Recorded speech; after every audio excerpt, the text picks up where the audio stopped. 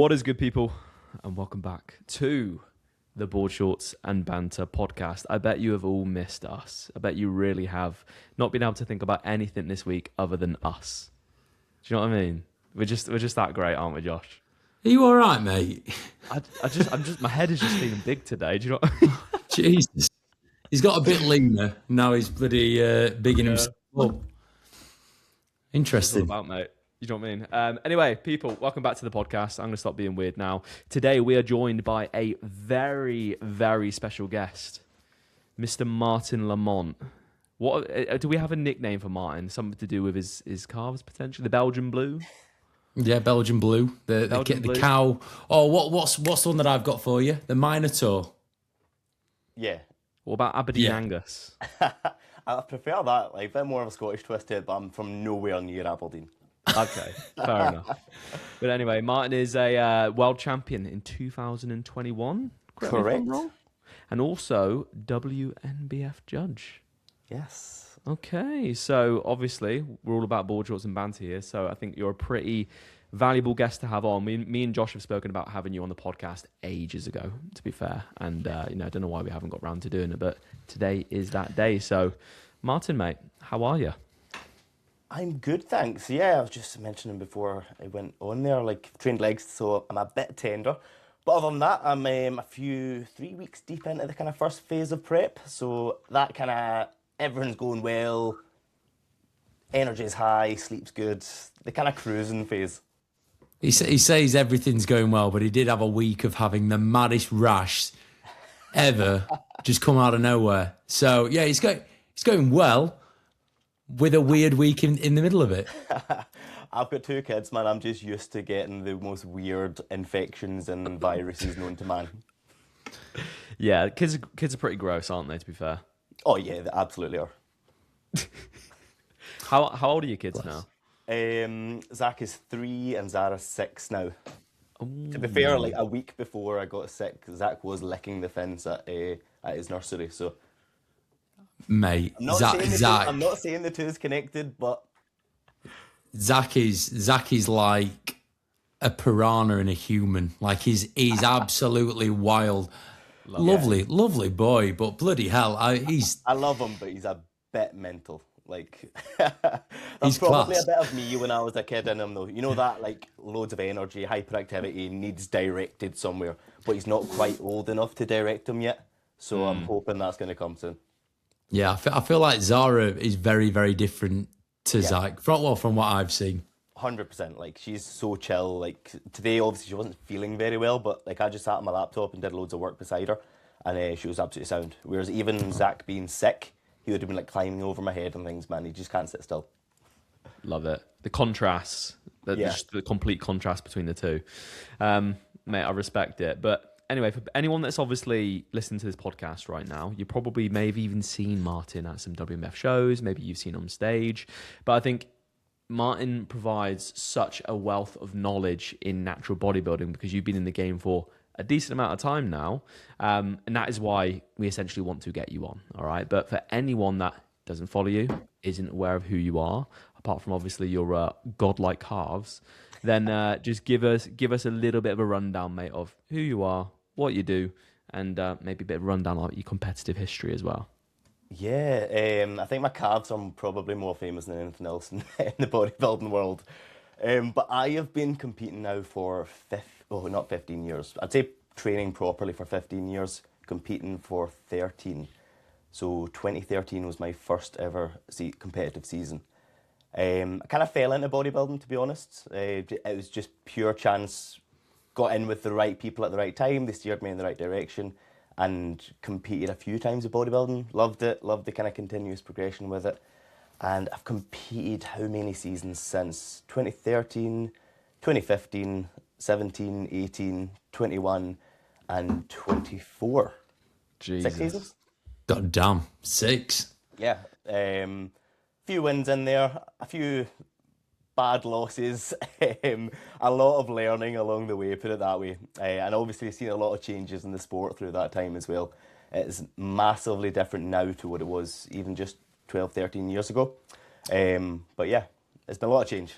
Yeah, that's one of the things that me and Tom were talking about. Like, you have got a very unique perspective on like the whole bodybuilding landscape.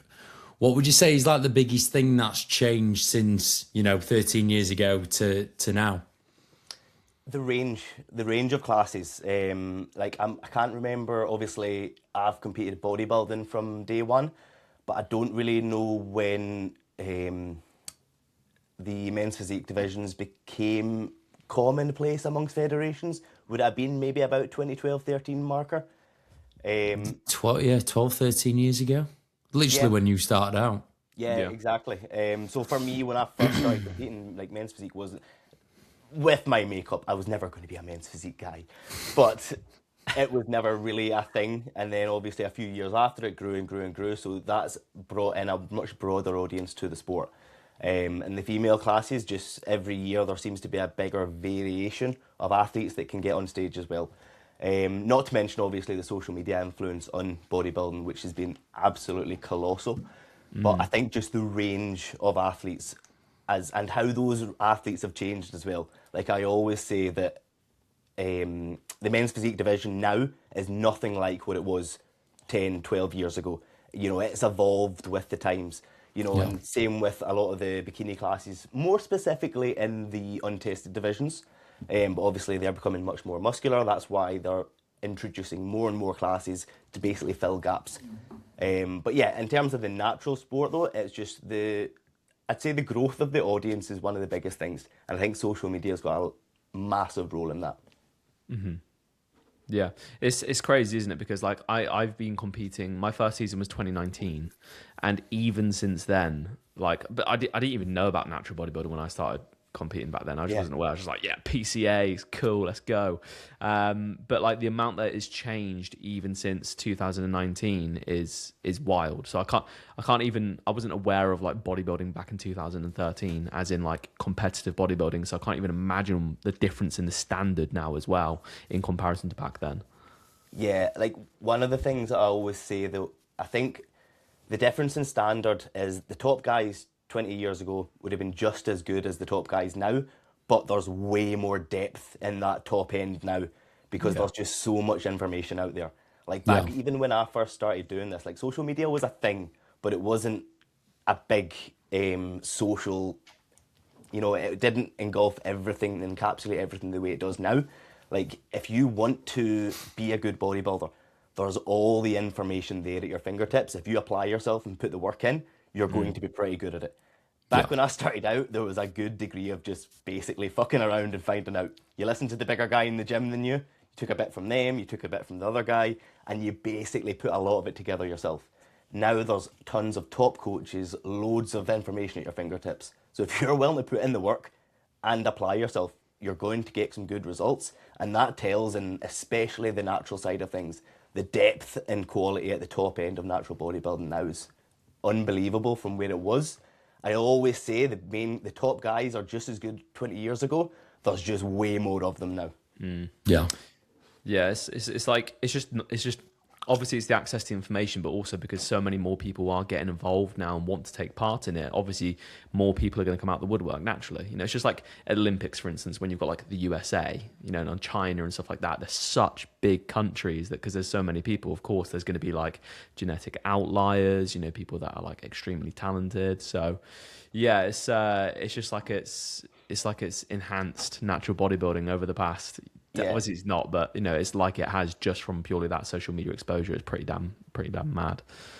Yeah, and there's more eyes and more money in it now as well. Like not directly money through bodybuilding, but money through means that you can create a business at the side of natural bodybuilding.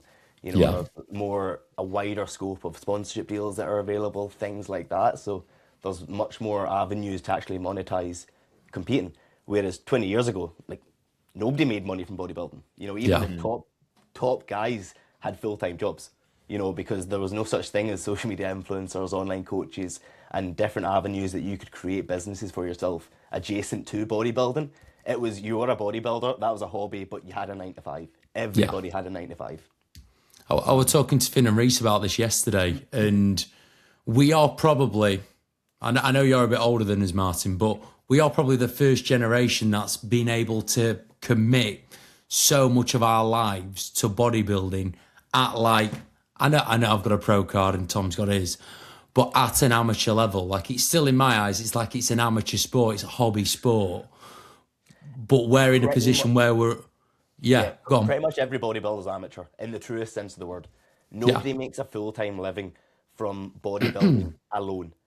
You know, they make full-time livings from other avenues off of bodybuilding, but I think Mr. Olympia, whoever wins the Mr. Olympia title, is probably the only person that's got enough money to actually sustain a living through bodybuilding. You know, unless you're a top IFBB pro and you're winning loads of different pro shows that way and maybe accumulating the funds. But yeah, in natural bodybuilding especially, absolutely nobody makes a full-time living off of bodybuilding. But as you mentioned, they've got plenty of avenues adjacent to that they can make a living off of. Indeed.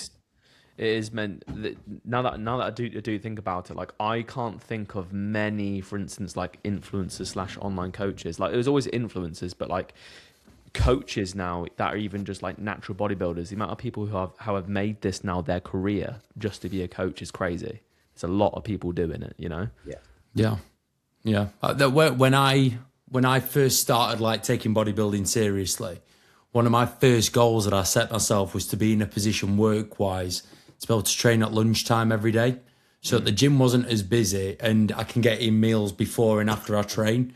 Like, I know full well, like my dad, he didn't bodybuild, but he trained seriously. I know full well he didn't have that. He didn't even have the opportunity to do that. So, yeah, there's been a huge shift in the last, 10 years to almost live like an athlete without having to, fit it around a normal job. I think it's very easy to forget. It's so easy to forget how grateful you should be for that as well. Like that's such a blessing because there's a lot of people. There's even like high level athletes out there, that still work a 9-to-5 job, that are still getting up at stupid o'clock, and making stuff happen, making things happen. Yeah, like the Winter Olympics have just started this weekend, and that's like a prime example. They're all kind of relatively fringe sports in terms of the mainstream, but they're as dedicated, if not more so, than any of your top level athletes that make a full-time living off of it, but they've got full-time jobs around the side of it, Mate, it's wild. Where I live, there's a fair amount of footballers, and I see what they get up to, and I'm like, you little fuckers, like I am far more dedicated than any of you. Yep. And yet you're getting paid tens of thousands a week to fucking have pizza every night and, sleep in every day. Honestly, it's crazy. But you see it just like you lucky sods. Part and parcel, mate. It infuriates you as well because you're probably a bit like me, Josh, in that maybe when you were younger, you didn't leave the professional bodybuilding lifestyle. And when you see that contrast of how your performance is, how your health is, like everything is just substantially better, you think, why would I ever have done that the previous way? But until you've got that lived experience, it's quite hard to square that circle in your head. These guys are probably like, hey, I'm performing brilliant, so like, why do I need to do that? Because they've never had that direct contrast. Yeah, true. That is true. So, Martin, then, initially then, when you got into bodybuilding, obviously the first time you competed, 2013? 2013, yes. Cool. So, what was that? What federations did you compete in? What was the first season that you did like? So I competed with the WNBF the first time. It was, obviously it's a Scottish-based federation. The gym manager that actually got me into bodybuilding, he knew Vicky McCann anyway, so that was my kind of avenue into natural bodybuilding. Had I not had that avenue in, I likely would have competed in an untested federation, maybe went a different direction with bodybuilding. But that was what I was exposed to at an early point. Did it. Did the BNBF Scottish in 2013. Came third in the novice heavyweight class. So the novice was so busy, there was 2 classes. So they had to subdivide it, which is mad. But I think now, again, this has been another change in the sport. Because there's so many first-timer events and novice-dedicated events, there's not many novice categories at individual shows. Or if there are, there's maybe a handful of people in them. Whereas when I first started, there wasn't no such thing as a first-timers class. There was no such thing as a first-timers event. And if you competed for the first time, you did novice. And if you hadn't placed the top 3, you did novice. So there was a large group of people that did the novice class. Right. I think maybe about 15 that was in my weight class that day. Mad. Crazy. Did they used to have like teen classes as well back then, or was it just? Yeah, they still had they still had all the age divisions. Haven't changed the whole time that I've competed. I think I was like a couple of months too old for the juniors at the time, so I did the men's novice. From there, I went to the British finals that year, so got an invite. And being from Scotland, I thought, oh, I did all right in Scottish. I improved substantially at the British. I thought, I'm going to go down here and like prove myself. I must have been dead last. If I wasn't dead last, I was bottom 2. It was Really the level. Like, you know yourself, like the difference between small regional shows and British finals is colossal. And I hadn't seen that until I lived it, and then I was like, oh right, okay, now there's a difference. So then took a couple of years, but it gave me the bug. I think it was enough success to enjoy it, but still a long way to go to be like, I can get so much better. So I did 2015 after that. That was my first year of properly really learning the process a little bit. I had a few guys in the gym help me with my diet and my nutrition and my posing before my first season, but this time I kind of took the reins on to do it myself, and obviously I fucked it up. The first show I was so out of shape, the worst I have ever been on stage. I was just like, I was probably about 4 or 5 kilo off. Oh God. Still came third. I don't know how. Like I came third out of 5. So I think my shape just came in full. Kind of carried me. Blasting. I think I've seen worse than 4 or 5 kg off before. Yeah. In my head though, that was like, all right, you're never doing that again. And then I made a point of, again, that was a BNBF qualifier. I think it was in Northeast at the time, which they did. I don't think they do that one anymore. And then I targeted the Midlands because I was like, right, I'm not going out like that. That's not how my season's ending. Did the Midlands about 6 weeks after that, I believe. And then I won my class there. And that was the men's open weight classes as well. So for me, that was something that I didn't even think I'd be able to do as a bodybuilder, considering how far I was off in the finals. So yeah, that was my kind of early dose of, right, this is what it feels like. This is why you do it. And then, I said, BNBF was my first 2 seasons solely BNBF. Competed BNBF and IBFA, so an untested federation, on 2017, 2018 and 2021. Did UK DFBA on 2017, I believe. Was it? No, 2015, sorry, I did UK DFBA. And at the time, I didn't agree with the judging. I was terrible myself. I shouldn't have placed it any higher than I did. But I was looking at it, and I was looking at the people that I thought were brilliant and didn't place, and they were rewarding a physique that I was never going to be. Yeah. That was the time when they were the affiliate to the WNBF, and they just wanted people shredded to the bone inside out. There was the guys that I was on stage with who had lovely full muscle bellies, loads of density to their physique, and they weren't rewarded. And I kind of looked at that and thought, I'm not going to get rewarded here. So that's why I kind of put all my eggs in the BNBF basket at that time. And then that was me up until 2021, when obviously WNBF UK became a thing. Obviously that piqued my interest because WNBF is the pinnacle of natural bodybuilding. I think everybody kind of knew that. But this is the first time I've seen an avenue where I could get rewarded and go down. So did that 2021 qualifier. I think I finished. I was decent at it as well, but I think I finished 4th. 2021. Yeah, that was the first time they did it. 2021. Yeah. 2021. And then they gave me a world championship invite off the back of how strong the class was, because it was very strong. And then obviously who won your class? Oh, you've asked me that too quickly. It weren't Samuel. Who, sorry? Samuel Hartman, weren't him? I think, was he novice that day? Or fucking hell. I'm not sure. He was novice, and then won his pro card. Yeah, I think so. Man. Oh, fucking hell. What a day. Leon won my class. Leon won my class, yeah. Hard as nails. Yeah, Leon was brilliant. Obviously went to the Worlds that year, and the way that it split at that moment in time, WNBF UK was height divisions, and I think they were height divisions until last year, if I'm correct. Yeah, I think so. Then when it went to the Worlds, obviously with the weight splits, I was in the lightweight class, and then I was able to win my world title then. Sick. which that was decent. That was fun. So, yeah. That was pretty sick. That was like the first time that I'd seen Martin on stage, because when Martin did the WNBF UK show, I was backstage, because I competed as well. So I were in the audience seeing Martin win his world title, which were so sick. Do you know my first memory of you, Josh? Oh, God. Was when they did the overall was it the men's physique overall? Or not, did they go to get everybody back on for the overall winners' photos and you were in the audience and you'd totally forgot about it? Yeah. And I needed a wee, and I was trying to pose in a way that didn't show that I needed a wee. Yep. Yeah. I remember you were maybe a few seats down from us at the WNBF UK and you shit yourself and just had to jump up and jump onto stage. Literally, yeah. That's exactly what happened. Yeah, that's shows how little experience I had of winning at that point.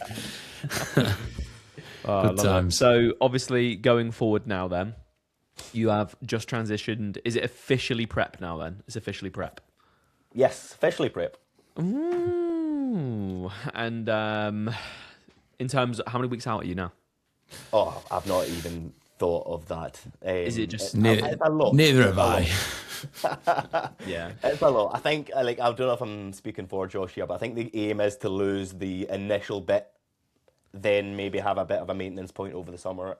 How long that lasts, I think, is obviously going to be dictated to by my rate of progress up until then.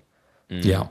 I'm very much like it. So when you actually pull the trigger on your official prep, as in the last stint of dieting, you're probably not going to have too much work to do then, are you?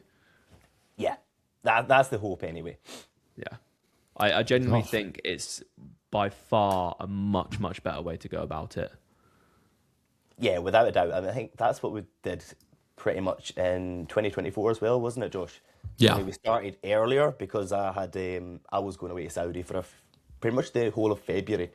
So the aim was to get to a good position before that, so I could basically just chill at maintenance while I was there.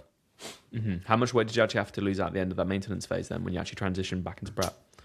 To tell you. I was just about to say that. I can't tell you. Yeah, I can't tell you off the top of my head. 80s when I was in Saudi. Yeah, you were. So you started prep last time, November 22nd, at 93 kilos. And then you dieted down to 83 by the end of Feb. Yeah. And then you just basically held there for about 6 weeks. And then we kicked on from May. And then your lowest weight that I've got tracked here was 71.9 kilos. So that was another 12 kilos. But I don't think there's that much work to do this time. If you saw where Martin was at the start of his first dieting phase last time round, the physique is wildly different. It is crazy. Was your full bag of milk status Yeah. Yeah. There was a lot of life shit happened between the end of 2021 to the point where I didn't think I would ever compete again. Really? Yeah, obviously we had Zach, so I didn't sleep for about 6 months entirety. Yeah, that's not really going to do your physique any good, isn't it? Yeah, wasn't great. I also had meningitis, which wasn't pretty. So I was in hospital with meningitis, and I actually had I can't remember the technical term for it. Basically a really big needle put into my spine to drain all the fluid out to relieve the pressure. After that, gave it the few days rest as you do. Went back to the gym. Thought I feel like a bag of shit, to be expected. But when my strength got back, I had little to no power through my left-hand side. I was rowing maybe 45, 50 kilo dumbbells with my right-hand side. And on my left, I couldn't even do 20. Nothing was firing. I panicked and thought something had been done when they had a big needle in my spine. So I had to go and see a specialist and everything. And it was slowly coming back. But what they reckoned was that so meningitis is basically it's swelling in your brain, and that swelling leads to pressure in your spinal column, which is obviously why they put the needle in to relieve that pressure. And they reckon that pressure is maybe impinged a nerve somewhere. So it was probably a good 3 or 4 months after that before I really got full activation back on my left-hand side. But through that phase, I was like, I don't think I can compete again. If you can't train evenly, then yeah, it's a no-go. So obviously that, between that and Zach being born, that was pretty much a full year of basically shit. So when I started up with Josh, I mentioned to you at the WNBF first timers when we were judging, and I think we started at the end of that summer. Yeah. And that was me basically fully recovered from meningitis at that point, and I just needed a couple of months to get my shit together before I started with you. So yeah, not the most solid of starting positions, let's say. Yeah, but still, like in your last prep, managed to put something pretty wild on stage, and every show that you went in, you was incredibly competitive, and you know, not bigging Martin up, but fucking hell, I think any other year he could have walked away with like, what, 4 or 5 wins? Yeah. But every single show, like you said at the start, the standard in like the top 5 was ridiculous. Yeah, I remember. Ridiculous. Like the Worlds, you placed 4th, didn't you? Yeah. So in the top 5, 4 of them was British. Like, yeah, it was mental. Yeah, whenever anyone kind of like talks to me about like, oh yeah, my goal is to win a show, I'll use Martin's prep last time as like a reference, as well as like the PCA Naturals last year. Because you can do everything in your power and you can put something on stage that is the best that you've ever looked, but you've got no control over anyone else that turns up. Yeah. This is natural bodybuilding. It's very much led by genetics. You can get some freaks. You know, in 2021, I had a few wins, and I was substantially better and improved in 2024. Didn't win a thing. You know, so if winning's your barometer of success, like, it's not the most accurate gauge, you know. Yeah. If you're competing, look, we all fucking want to win at the end of the day. You know, we compete because it's nice to, you know, and like, winning a show is the best feeling ever. You know, I pretty much fucking cried the first when I won that. You know, you could pretty much. You did cry. Just like a little tiny one, and then I quickly just wiped it away, and I was like, you know, I can't be doing that. I'm joking. I love you, Lee. Yeah. Josh is gonna laugh at me. But I think competing to win is such a shallow reason, because there's so many other things to be gained from a prep, and like what you learn about yourself, etc. Which I'm sure in your last prep, Martin, you learned so fucking much, especially coming back from obviously meningitis and your son being born, having that doubt, those doubts about yourself, questioning if you're ever going to do it again. Like the amount of confidence you must have gained from that prep, even though you didn't get what you wanted, must have been huge. Oh yeah, absolutely. And like when I went into the prep, I'm not sure Amy agrees with this, but it was with the view of it being my last season. And I think halfway through that, though, it was going so well. I think me and her were having the conversation. We're like, I could easily do this again, because it's been, 1, so much less stress than what I've done previously. And 2, I'm getting better. You know, I'm in my mid-30s, and in my head, I think, when I had meningitis, when I had those doubts, I thought, I can't improve, I can't grow at this age. But like, yeah, I think the proof was in the process that can happen, even at that point, even with quite a few obstacles against you. And it just kind of fueled me a little bit to go again. Yeah. From like a coaching perspective, you have massively changed my opinion on age, because there's no way that I would have, like, you know, 2-3 years ago. How long have we been working together now? 2 years? 2023. A while ago. Yeah, it's nearly 3 years now. That's mad. I wouldn't have thought that your end product was possible, but by following the process and committing to it like you have, it became inevitable. And like, I feel like this year's going to be even better, because you've just had more time of being a bodybuilder. And like you say, you know, life is all right. Your kids will always throw curveballs in, but life is a lot more steady at the minute. So a little bit more predictable, hopefully. Yeah. Unless you're gonna have another kid, then that reaction straight away. Honestly, God. like anybody that's got 1 kid, in your head you think, right, 2 is not going to be that much more difficult. It is more than double the work. It just everything that you do in your day to day becomes a man marking affair. You know, before, when you've only got 1, there's 2 parents, 1 child, you can always get a bit of downtime, a bit of you time. when there's two of them, that is just not possible. You're really selling fatherhood here, mate. I love my kids. They're brilliant. They entertain me no ends. But yeah, like it's challenging. Like I don't think there's any parent out there that would say it isn't challenging. No. And again, that's one of the things I've learned through the last few preps. I think 2021, I had one kid.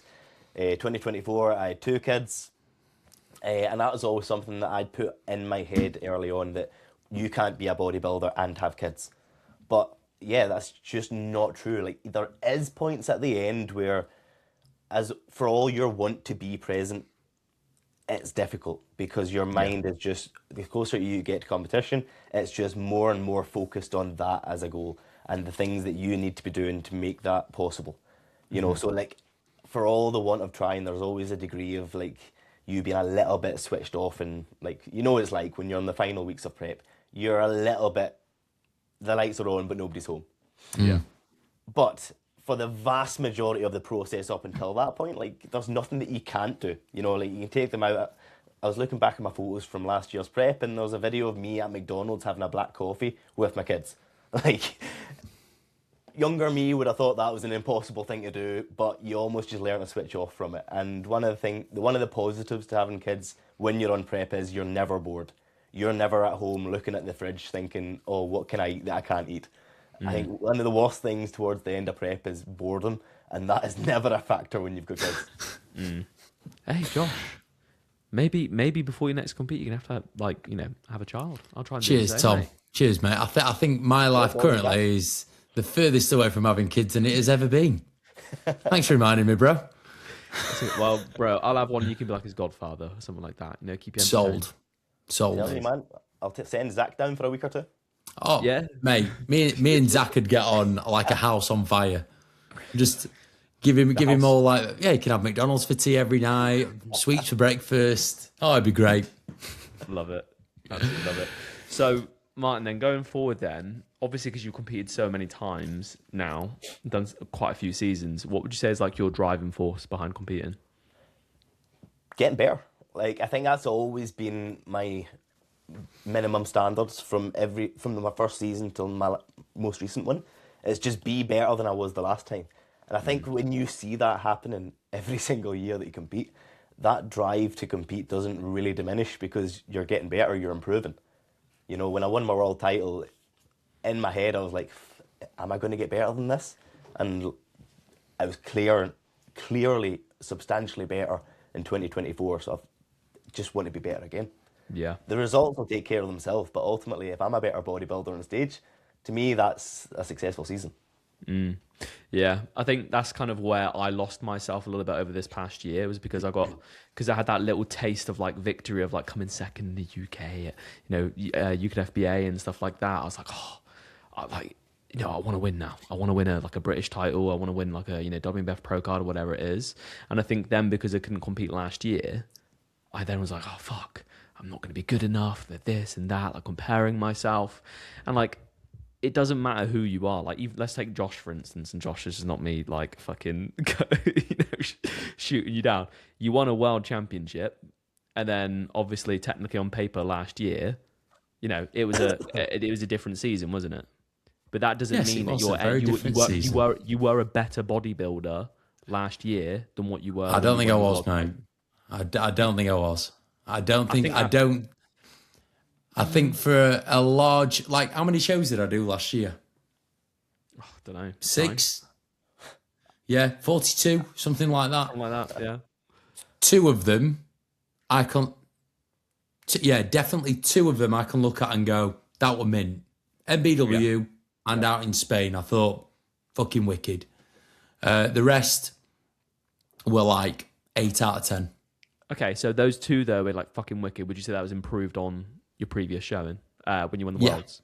Okay, so and I came second both times. Yeah. It still stands, doesn't it? You did achieve a better physique, but you still didn't get maybe like the same result.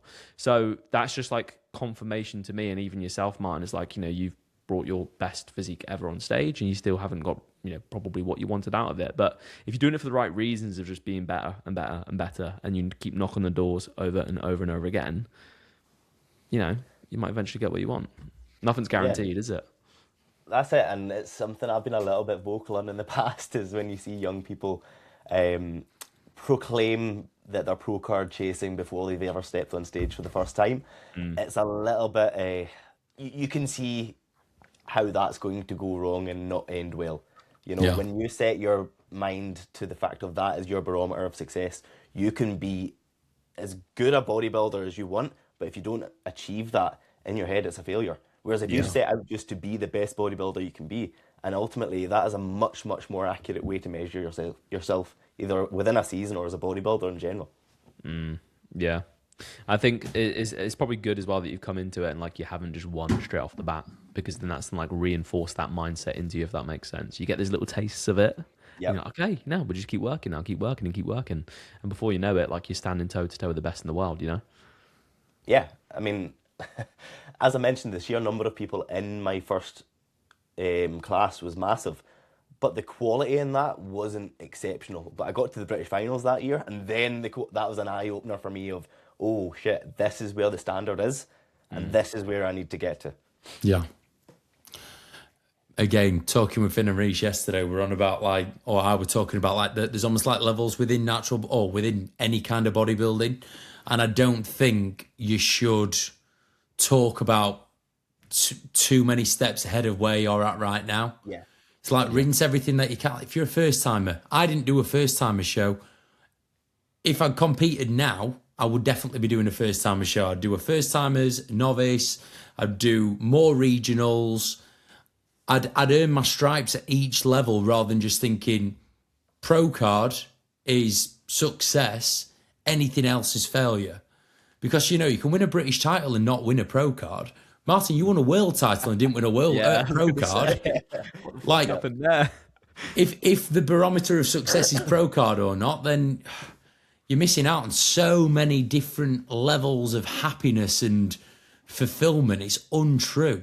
Maybe it got lost in the post. Maybe Bob and Tina said it just got lost in the post. I think the fact that I won my world title that year just cements how unlucky I am as a bodybuilder. So I'll give you how it operated that year, because it was the first full World Championships after COVID. They just awarded pro cards to the 3 top ones in the overall. So it's 5 bodybuilders in the open overall. The way that it currently runs is any class over 7 competitors is automatically a pro qualifier within itself at the World Championships. I think if there's less than 7, you need to beat somebody that's won a pro card in the overall. My class that year, I think, had 9 in it. It was the biggest class of the day. So Of course it fucking was. by the current rules, I would be a WNBF pro right now. But that wasn't the rules at the time. At the time, it was the top 3 in the overall. Went in the overall, and you had likes of Dirk in there as well, who won it that year. And then obviously I was a lightweight, so I was up against Ramon. middleweights, light heavyweights, and heavyweights. Yeah, you were again, ridiculous lineup. Dirk, Ramon, who else were there? You know, Ramon Lamont. Yeah. Yeah. Lamont. Sick.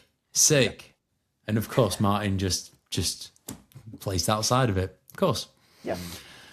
It's all right. Well, we go again this year. We go again. But I've never had in my head a pro card as even a possibility until 2021. That was the first time that I was like, oh shit, I was close. Like, I could do that. And that's what's kind of fueled me a little bit from there onwards. Yeah. It's not that, as I said, it's not that it's the definition of a successful season or not for me, because vast majority of people that compete in natural bodybuilding won't win a WNBF pro card. It's that by design. A lot of winning that card is just putting yourself in the position to be in with a shout of it. And then a lot of it sounds a bit derogatory, but it's been in the right place at the right time. Yeah. 100%. So, keeping on the subject of the WNBF, you are a WNBF judge, and you have been for how long now? Since 2022. So how many years is that now? This will be my fourth. This will be your 4th season, yeah. Mad. Yeah, it'll be my 4th season judging, which again is an avenue that was opened up to me through being a world champion. You know, they've asked me to go and do that, and I was an experienced competitor at the time. and it's just offered me such a different insight into the sport. I think it's made me a better bodybuilder, being able to see how I judge people and not make the same mistakes that I'm seeing in athletes. So I think it's a big benefit in that way, but you definitely look at things in an entirely different way when you're sat at the judging table. You see things in a different perspective when you're literally a metre away from the athletes, as opposed to on the back row of the auditorium cheering on your mates. Or watching the bloody reels on Instagram 2 days later. Watching the reels on Instagram or watching a dodgy video by somebody who was actually sitting in the back row, I think, it can give a different picture entirely. Yeah. But you were part of I was as well, the new era of judges that came into the natural bodybuilding world, that there was quite a lot of people that weren't happy about it. Yes. And to this day, it still just makes me laugh, because you look at the people that are on the panel now for the WNBF, they're fantastic. Yeah, they're experienced. And how do you get experience without being afforded that opportunity? It's crazy. Yeah. Obviously, we're talking about the UKDFBA, specifically Lee Kemp. And he made so many comments like, oh, well, we've got this person that's got 10 years experience and this person's been judging for 8 years. It's like, well, you only end up with 10 years experience from having 1 day of experience at some point in time. Like, we all went into the first few shows like very, very, like, oh, fuck. We didn't really make any mistakes because we know bodybuilding, because we're all top level competitors. Yeah. And we give a shit about the sport. Yeah, couldn't be more. Yeah. Yeah, amazing opportunity. What's your favourite thing about judging? Oh, I think as a wider thing, not so much judging on the day, but it's being involved in the sport when you're not competing. I think that's one of the biggest things that I enjoy, is being around bodybuilders. Obviously, I said I'm a dad with 2 kids, so making an effort to go to competitions when I've otherwise no reason to go there is sometimes a bit of a stretch, and you think, oh, I've got other things I could be doing. Whereas that gives you a reason to go be involved in the sport, speak to athletes, speak to younger athletes. For me, that's one of the things that I love doing on a competition day, is speaking to the juniors, the teens, the first timers, the people that are just really buzzing and enthusiastic about their first show day. And you kind of live off that enthusiasm and energy. I always find my training flies after I've had a day in the judging table, because every day I'm on that judging table, I'm looking at the athletes thinking, shit, they're better than me. Oh, mate. Or it's even worse. You look at them and go, Christ, in 5 years' time, I am going to be a distant memory in this game. Yep. I remember... That's exactly how I feel every time I judge a juniors class. Yeah. It is obscene. We're talking about changes in bodybuilding. Juniors weren't like that 10 years ago. Yeah. No.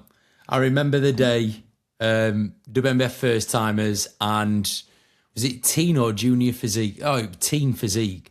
And Josh Campbell came out, and you and me both like went to each other like, oh my fucking God. Yep. That show. Yeah.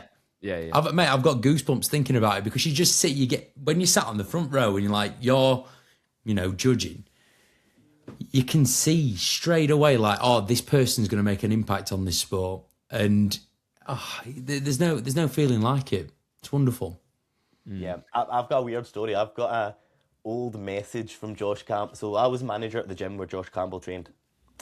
So when I seen him on stage, I knew him. I'd already spoken to him previously, but I'd left that gym now, and it had been maybe a year or so. So I hadn't seen him in over a year. And obviously he was an entirely different human being when he was on stage to the little 15-year-old that I'd let sneak into the gym and train. It was mad. But I actually looked to search his name to message him, and I found a message from him to me congratulating me on my world title in 2021 from his old account. What on earth? That's mad. Josh Campbell's such a fucking good lad. Yeah. Hey Martin, you've got a good record, haven't you, of letting people into gyms? I do actually, come to think about it. Yeah. So Josh Campbell, and anyone else that you can think of off the top of your head? I let a young 15-year-old into the gym in Stranraer where I worked. he came in for an induction, told me he wanted to be a professional wrestler. You know, that way, I entertained it, showed him the chest press, let him crack on. A few months later, he was deadlifting behind the treadmills, had to tail him off a few times. And turned out to be Kiffy Waste. So realistically, mate, you are the champion breeder, aren't you, mate? You are the curator of champions. Basically, yeah. There's gonna be like a film in like, I don't know, 20 years time, and it's about like natural bodybuilding, and it's gonna be you, Martin. Like, you're just like the geezer that just like introduces all these like young prospects into the sport. You know? It's pure fluke as well. I mean, I helped Kiffy in his first season because he wanted to compete, didn't really know much about the natural game. At that point, he was heavily invested in doing really well in wrestling and the kind of amateur wrestling scene in Scotland. So at the time, dieting to be a bodybuilder was a little bit away from what he needed to do that well. So he was kind of stuck in the middle a little bit. I convinced him to do it because it would have been the last opportunity to do it as a teen. And then thankfully, from the moment he stepped on stage, he loved it. You know, and obviously he's made for it as well. So he's just went from strength to strength to strength since then. I always say though, like from seeing him train from an early day, everybody talks about, oh, he's genetically gifted. Like, I think that's overstated in most people, but the one gift he has that not many people have, I don't have, Josh probably doesn't have, probably nobody here has, is in his mind.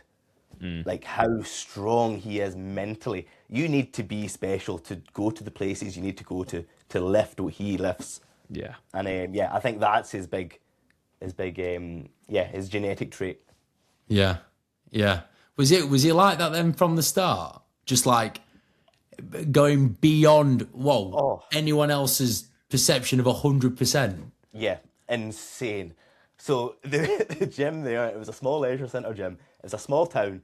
The gym itself actually produced a lot of very good bodybuilders for such a small gym. But there wasn't a lot of space. So he was just finding a barbell and he was deadlifting behind the row of treadmills.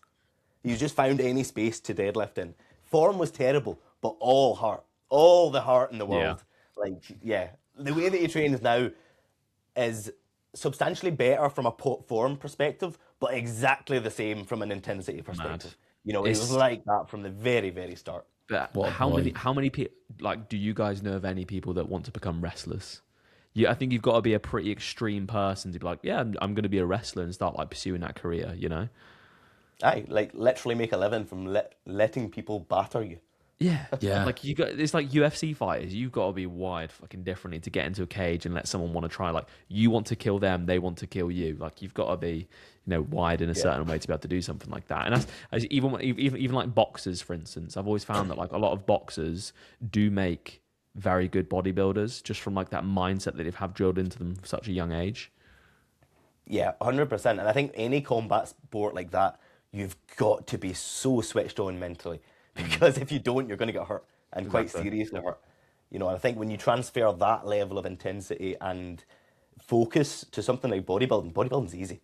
Like I'm sure you've got a bit of hate for this in the past, Josh, but bodybuilding is not a difficult thing to do. Yep. It can be mentally taxing, but ultimately you're building muscle for a long period of time and then not eating a lot for a long period of time. I think it's more of an endurance thing than anything else. Mate, I always tell people when they'll complain about bodybuilding, it's so hard. I was like, I'll always be like, bro, one of the main things within bodybuilding is sleeping. Yeah. That requires no effort at all. So do not tell me that bodybuilding is difficult when part of your job is to not do anything.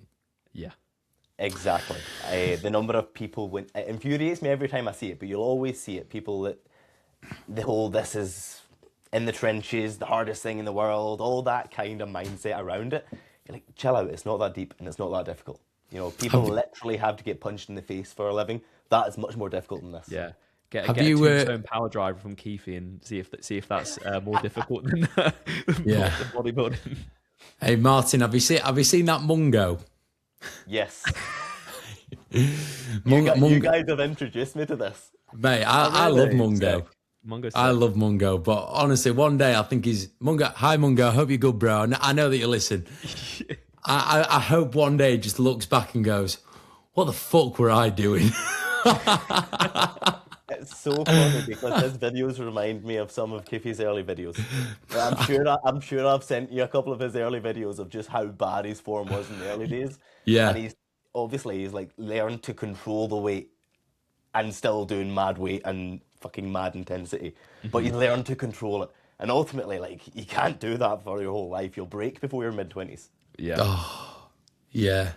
Crazy. Right, I've got loads of questions. Let's rattle through them. And there are some good ones.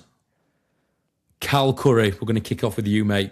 Martin, what is the most impressive physique you have ever judged? Ooh.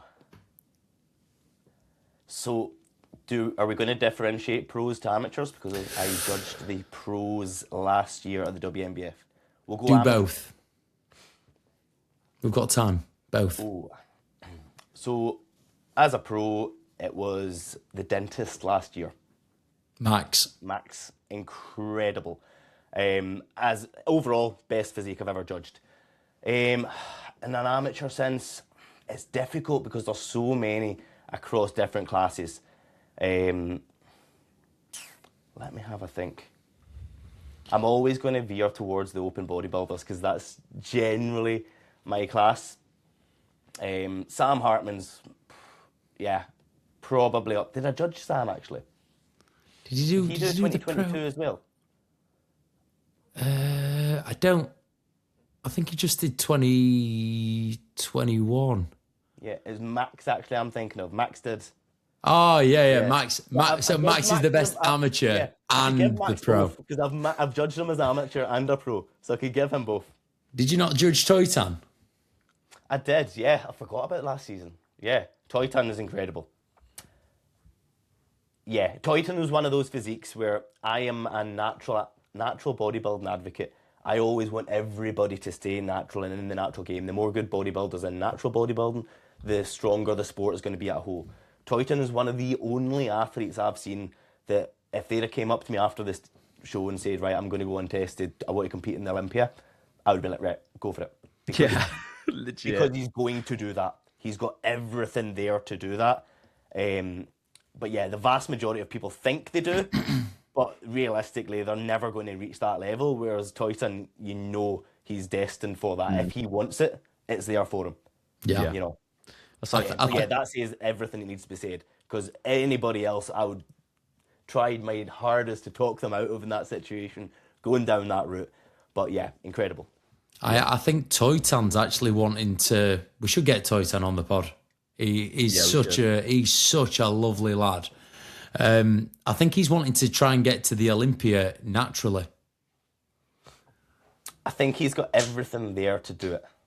Yeah, you know, genuinely. His genetics are obviously incredible, and he's got the work rate as well. He puts it in.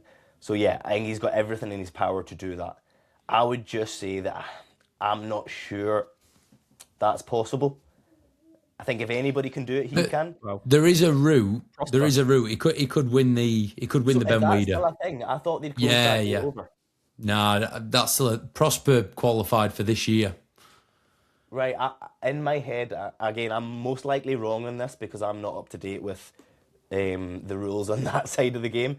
But I understood that this was going to be the last season of that, and they were going to close that gate off, that you could only qualify through untested means. Again, there's a good chance that that would be a shame. Yeah, what's the point then? There isn't, mate. Again, don't quote me on that. There's a good chance that is wrong. Don't listen to things you hear on a podcast, people. Yeah. Maybe the Olympia, the IFBB will buy the natural Olympia title from the PNBA. I think that they already own it. That's why it's called the Pinnacle Natural Olympia. Yeah, they're not allowed to use the term Mr. Olympia in the whole show. Yeah. Yeah, they're not allowed to say Mr. basically.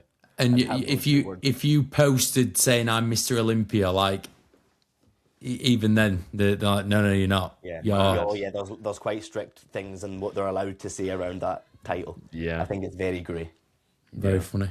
It's crazy. Obviously, everyone's got their own right to make their own choices, but a lot of very, very good natural bodybuilders would probably make better natural bodybuilders than what they would enhanced. Yes. as you said, just stay in natural bodybuilding because you'll probably do better here. And the reason that I feel that it's an impossibility now is, do you know Bob Waterhouse? Yeah. So obviously he won his pro card naturally. He, I believe, competed as a season naturally and was nowhere near it. And that is one of the best natural physiques I've seen on stage. Yeah, and he was wicked. nowhere near. Obviously, he's went on cycle since, and he's very good. But I'm just saying the bar on that side of the game is so high now, and the depth is so vast in the classic physique division that I don't think he's really breaking top 5s or even top 10 in good qualifying events. And that is an exceptional natural bodybuilder who has been on gear for a good few years now. Yeah. He won his pro card in 2020. Yes. So it would have been in hand probably the last 4 years, and he's still, like you say, he's still not quite top 3. And it's absolutely nothing against Rob Waterhouse. Yeah. He is an incredible bodybuilder. Better bodybuilder than I will ever be. But that just shows you the level. Don't say such things. He's got, you can tell that he hasn't been enhanced for a long time now because his physique still, in the grand scheme of things, because his physique still looks really clean. Yeah. But he just doesn't quite have I think it's like his lower body, his lower half is a little bit, needs to catch up with his upper, in order to kind of have that same comparison with the other guys. Yeah. Right, next question. Tommy Dewey _ gear up. Do you know who that is? I know Tommy, yes. Who's your favourite member of the pit stop team? Brad and Connor don't count. I love Tommy, but the days that I do now, I don't tie in with him, so I don't see him anymore. So can I say Molly? Molly is my answer. You absolutely can, mate. Molly is the only correct answer. If anyone's wondering who Molly is a 102-year-old woman. No, I'm joking. She's a dog. Molly's a ledge. Cal Curry again. How quickly do you know your top 3/5 as a judge? It completely depends. Every class is different. Some classes you'll walk out and you know your top 3 right off the bat. Other ones, you could have them doing 10 rounds and you're still a little bit undecisive. And that's why that you have a big panel of judges. So the way that the judging panels work, there is either 9 and 7 of those scores count, or there's 7 and 5 of those scores count. So that you get a good range of opinions, but any anomalies are ironed out. So for instance, if there's a mistype in terms of somebody placing somebody in the wrong number, their score gets wiped out, because it's out with the range of norms. And that's why, because there's always such a range of opinion. In terms of knowing the top 3, it's just so class dependent. Some it's immediately, some you're not even convinced by the time the scores get submitted. Mad. Yeah, so just goes to show you got to keep working. Oh, 100%. And that's the thing, when it is tight, the people that keep working are usually the ones that scrape in. Yeah. What would you say? Obviously, you've judged a lot of classes, but does any class stand out to you as like, that was probably one of the hardest ones I've ever judged? There's so many. Yes. There's so many that are really, really difficult. I can't think of any off the top of my head that stand out, because every show I come away from it thinking there's 2 or 3 that were just incredible. What was Tam's class last year? Was that medium? Yeah. That was unbelievable. Yeah. That was the class of the day. I think that day, in terms of the depth, was that. It was insanely good. The boy that won the class, was that the guy that won the PCA as well, I believe? Yeah. Yes. Mamadou. Yes, Mamadou. I couldn't think of his name there. He was incredible. There was just a big range of people that the top 3 could have been split amongst any one of about 6. Yeah. And you could have made arguments at any different order. And again, I'll go back to, that's why they have panels of judges, because ultimately everyone's going to have a slight preference of one thing over another. Yeah. A lot of the time, I think those preferences reflect your own physique. I always, if a physique is very, very tight in a bodybuilding stage, the one that's got the better legs will usually get my vote. Yeah. Who's got biggest calves? Where's the brother? Where's the brother with the Aberdeen Angus legs? When you've got them, nobody rates it, and then when you don't, they only notice it. Yeah. Yeah, 100%. I think the year that Campbell won the overall at the first timers, he was in with a guy. Oh, what was his name? I am the worst person for remembering names, by the way. His Instagram's like Silverback something, and he was the biggest. Yes, I remember exactly who he is. The biggest black guy that I've ever seen. Massive. Honestly, crazy. One of them where it's like trained out of an Anytime Fitness and he like bent over rows 240 kilos. Like he's just an absolute freak of nature. And he was skin to the bone, but he didn't have as good a shape as Campbell. And Campbell just looked, for someone so small, he looked pretty complete. So, yeah, I always remember that as like, fucking hell, you've got each end of the spectrum here in terms of like the extremes. And I thankfully, think that's it with Josh as well. You nailed it. He's just so complete. You know, he's so balanced. He's so aesthetic. He's got at that time he had a good level of muscle. Put it this way, I don't want to be going up against him when he gets back on stage. Because no, yeah. Well, you're not, because he's going to do next year. I know. I talked about that. Yeah, thankfully. Hey, Tom. Last night, I basically spent the whole night convincing him that it's give yourself to 2027. No point in doing 2026. No. Apparently, the shows are all cancelled this year, Campbell. Don't worry about it, mate. Tom, good news for you. Chris Rendell isn't competing this year. Is he not? No. So good news. You might win a pro card, mate. I want to compete. Sorry, you might break top 3. I want to compete against Chris. Well, you're gonna have to compete next year as well, aren't you, mate? I might do. Chris, can you do 27 then? Yeah. Brilliant. Why is he not competing this year? I think he's just got a lot on life-wise, and I think he's just going to go for it next year. I watched his YouTube video yesterday, and it were very thorough. He's made a lot of progress. Mm-hmm. I wouldn't want to compete against him. I think he's currently 96 kilos with visible abs. Yeah, that's wild. Yeah, pretty sick. Right, next question. Steve Hall, AK Revive Stronger, he has asked, come on, Steve. We need the calf protocol.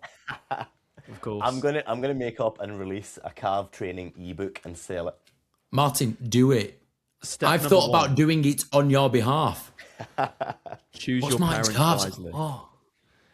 It's funny, like, and obviously I know Steve's doing it in jest, but whenever I'm walking through a gym, one of the questions that actually irks me now is people asking me, "Oh, what do you do for calves?" And in my head, all I'm thinking is, why don't people ever compliment my arms? Oh. They've come up so much. I've worked so hard on them. That's it. I've worked so hard, and they're commenting on something that I've not even earned in my head. You should just start doing some random shit on Instagram, posting it, like, I don't know, like doing star jumps or something for your calves, and see if it takes off. Because that is the type of shit I meant to do it the last time when I was lean, because when I'm lean, they look like aliens. So I need to do some like high definition photos and videos of them, and sell some ebooks off the back of it. 100%. Cash in on that. It's like, do you know, you get like Booty King, like Calf King. Come on. I've got a glute Bible for building your bum. Nice. Yeah. Okay, right, next question. Another one from Cal Curry. Cal Curry's on it tonight. Top 5 Scottish food and drink items. Iron Brew number 1. Iron Brew Extra is hands down the best 0-calorie soft drink on earth. Is that the difference? Is it just Iron Brew and Iron Brew Extra? Extra is just 0 cal. There's diet as well. Diet Iron Brew. Diet as well, but diet's shit. I don't know how they've done it. But diet actively tastes bad, but the Iron Brew Extra tastes brilliant. Are you a Coke Zero or Diet Coke guy? Yes, so I'm a Coke Zero, but I would generally be Pepsi Max. Right. Yeah. Yeah. I think anything that says version. Diet, yeah. Do you know why they made Coke Zero?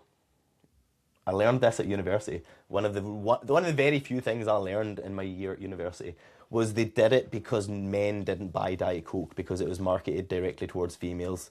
So they created a male version to market it towards that market. Is it the same? I don't think it is, no. No, But I think it tastes they set different. out to make an actively different product. I think they just wanted something to sell to guys. Fair play. And it's worked because Exactly. that's my go-to. Right. Iron Brew number one. I've only one. Right. So yeah, Iron Brew number one. Haggis is phenomenal, but it's just like, oh, it's brilliant. Have you got the haggis. proper Scottish things, yeah. Never. I've had haggis. Have you? Yeah, I had Haggis it in is St Andrews. It were nice. Yeah. What is it? So traditionally, it's like sheep's intestines stuffed with oats and stuff like that, and spices. It's But kind I of don't like a even black know what it pudding is kind now, of but I don't thing. think it's that. Is it like No, black it's pudding Just kind of blood thing? and stuff like that in it. It tasted like stuffing. Yeah, I think that's kind of what it is. Yeah. Or was it Yeah, a sheep's yeah. stomach? Something to do with a sheep, anyway. So yeah, that in fact kind of changed my number one because my number one's Tennant's Lager, but obviously I'm in prep. I didn't want to say that. Yeah, I would have Tenants in the top 3 for sure. Tennant's is brilliant. It gets a bit of stick, but like it's a good solid lager choice. It is. It is. Some of that battered Mars bar is pretty decent. Like A what? a battered Mars bar. Is that Scottish? Bar. origin? Mars bar. I think so. Yeah, like I think it's one of those things that people did when they were drunk in Scotland and it became a thing. I'm sure it was Glasgow at like. It just sounds backwards because obviously we call them Mars bars and you call it a bar Mars bar. Yeah, so it's a deep fried Mars bar, and yeah, it's good. Like obviously not healthy, but yeah, underrated. Nah, that doesn't matter. And how many have you got there? 4. Right, you've got one more. Martin, there is something that I link to you whenever I think about it. Oh really? Yeah, What am I missing here that's Scottish? it's alcoholic. Oh, whiskey. Yeah. Whiskey. Right. Whiskey's I love number whiskey 1. as well. Yeah. I've not even had a whiskey this prep. So I mean, normally- you are 2-3 weeks in, mate. Yeah, no. So that's not something that I've actually done previously. Like I'll have a little whiskey at the weekends to take the edge off a little bit, and I genuinely really enjoy the taste of them. They're like it's crazy whiskey because there's such a wide variety of tastes in a singular drink. But yeah, I'll always try and have a whiskey at the weekends, and it sees me through the week. It's something I enjoy. Get whiskey sours in. Come on. No, Don't pollute whiskey. don't. That sounds terrible, Tom. Some people in Scotland won't even put water or ice in whiskey because it's not meant to be diluted. Really? Really? They take a real offence if you put ice in it. Oh God. I have ice in it because it's not that deep. But I think I've had. Have you seen them like whiskey rocks that you put in they the look freezer? really cool. Yeah. Yeah. When you pro card, bro, and I'll get you some. I'm joking. Gotta have a bit of bribery. Question. Josh, I have a question. Okay, Tom. From Mr. Will Kempsford. If you had to choose a pose from every class, like a favourite pose from every class, male and female, what would you choose? Fucking That's a hell. question. Martin, pick your favourite top 3 posers, any class. Yeah, there we go. Right. Fucking hell. For me as a bodybuilder, or ones that I think look aesthetically good. Just aesthetically good. Yeah. Just nice pose. The front relaxed is probably... It's one that you could cross over because it's effectively your front pose in men's physique as well, or very, very similar to it. But it's, in my eyes, the most important pose in bodybuilding. And it's one that will probably have a large bearing on where you're going to get moved when you first walk on the stage. But yeah, like it's very, very underrated. What else? I like a rear double bicep because nothing shows off back development like that, and you can't hide back development in a back double bicep shot. And you can't be a most muscular. There we go. Fair play. No bikini shots. I don't think my physique suits it. No. You don't look so good in heels, mate. You look better, feet on the ground. Oh, imagine the calves and heels. Fucking hell, they'd be boof. That's another thing though. Like, how difficult would posing in heels be? Like, we don't know we're born getting to do it in bare feet. Yeah. I had some help with my posing from someone last year, and I still follow him on Instagram. I was doing like my let's say political due diligence. Okay. So I got like a Spanish person to help with my posing for going to Spain. Yeah, yeah. I still follow him on Instagram. He now coaches bikini people on how to pose, and he wears heels during the sessions. Great. I think you would have to, because you would have to understand how that feels. Yeah. Yeah. Having said that out loud, I feel like I kind of want to unfollow him. So it's quite disturbing to see.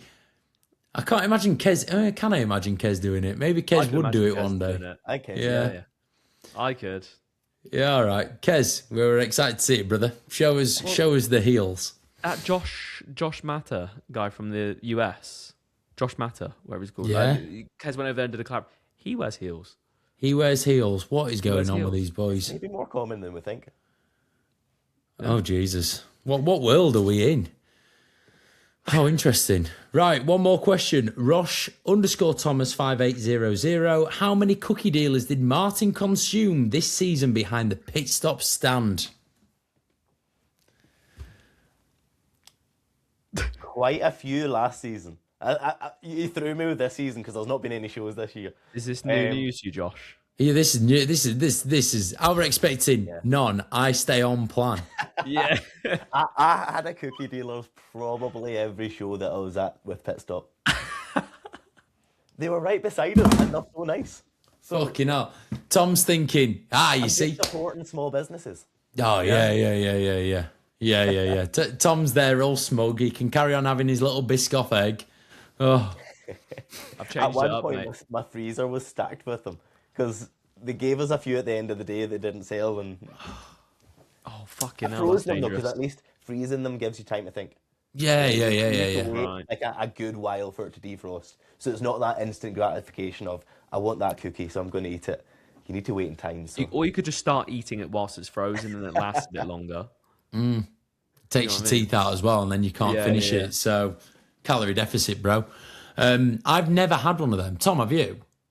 Yeah, they're pretty. Mate, do you remember when we started the podcast? I was like, Oh, of course you did. They're okay. They're very, very, very sickly. They're like little neutron stars of just calories, mate. Yeah. They do the little bag of the really, really small ones. Okay. Yeah. They're good because you can just have like a one little small one. Martin, Where's the fun in that? I don't think they fit your macros, bro. Crikey. Right. Yeah, and on that note... Cookies. Am I even a bodybuilder? No. Well, you got massive calves, mate, so maybe we're all doing something wrong. And your arms have improved as well. Oh, thank you. That's nice of you to say. Yeah. Right.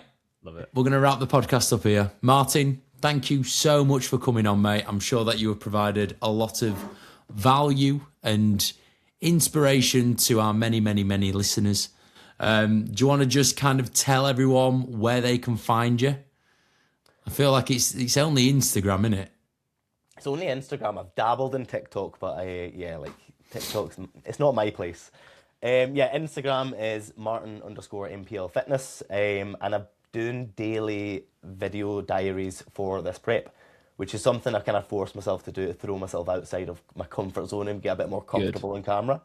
But I've quite enjoyed it actually. It's a bit therapeutic because you kind of reflect in your day, try and pick out bits that have been positive. I've been doing them. So if anyone wants to follow my journey, then you can listen to me rabbit on about it every night. It's great because I watch that. I've got a few people that are like documenting their journeys, and I feel like I get an even better insight of what everyone's up to. You don't even need my check-in anymore. I don't, mate. I just watch your Instagram and I just like it. Just like the Instagram, and that's fine. Just keep going. Nick knows he's seen it. He's good. Yeah. Awesome. Well, people, thank you very much for listening. Martin, thank you very much for joining us, mate. It's been an absolute pleasure having you on. Very excited to see your season come together, mate. So obviously everyone's going to be following along for that. But other than that, people, like, subscribe, all that good stuff, and we'll catch you in the next episode. Bye-bye.